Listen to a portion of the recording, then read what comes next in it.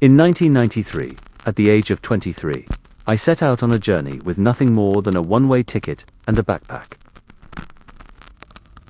School was behind me, followed by 3 more strict, demanding, tough years.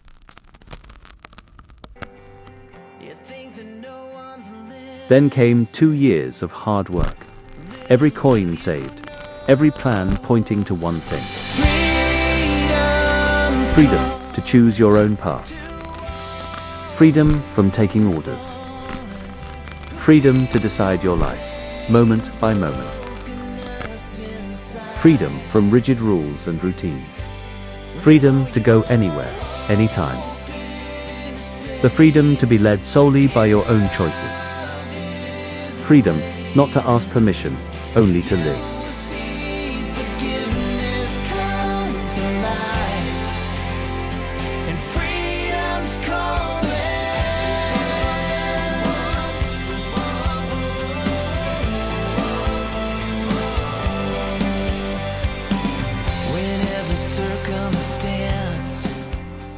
Now, 31 years later, my daughter set out on her own adventure.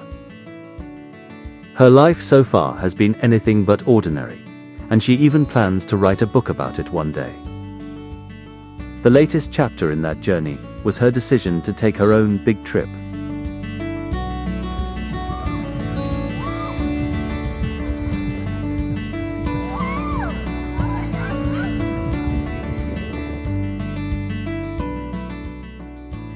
Many ways followed the path I had taken decades earlier. She began in Argentina, moved through Chile, Bolivia, Peru, and Brazil.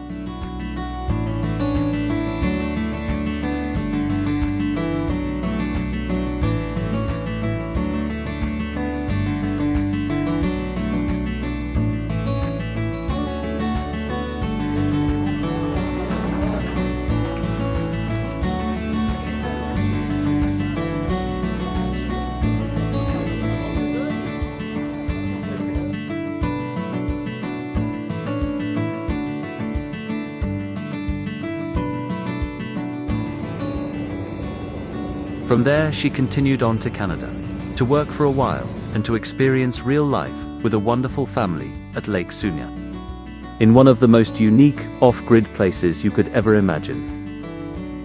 And then came an extraordinary gift, the chance to meet my daughter at the end of her big trip and to continue the road together. This time, not as a lone traveler and not as a daughter setting out on her own, but as a family.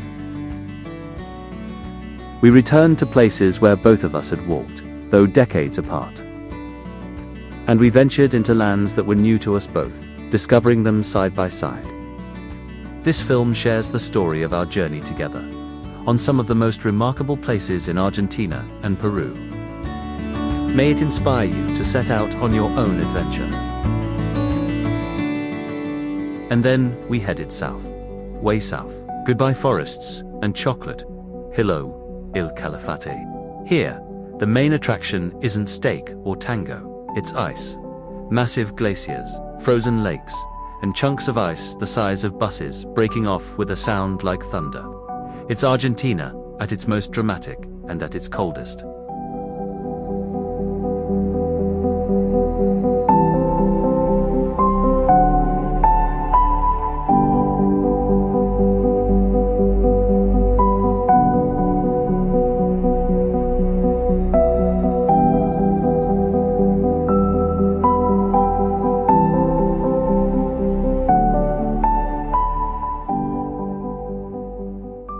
We set out on a 2-day, 1-night voyage across the glacial lakes.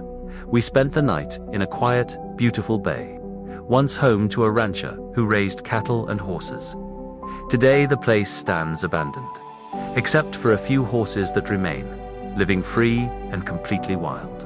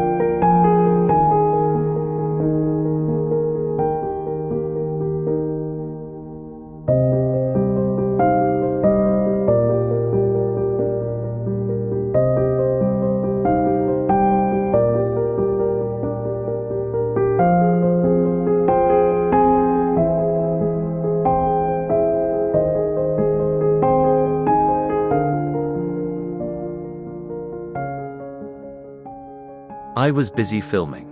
This is why I didn't win the stone skipping contest.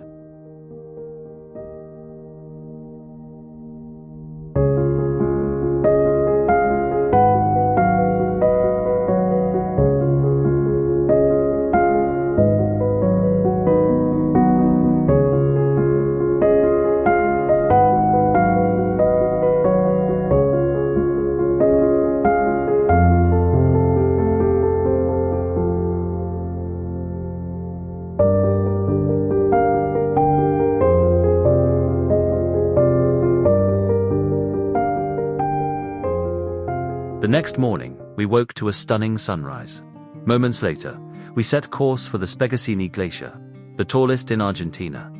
And I have to admit, sailing through fields of floating ice does make one thing come to mind: the Titanic.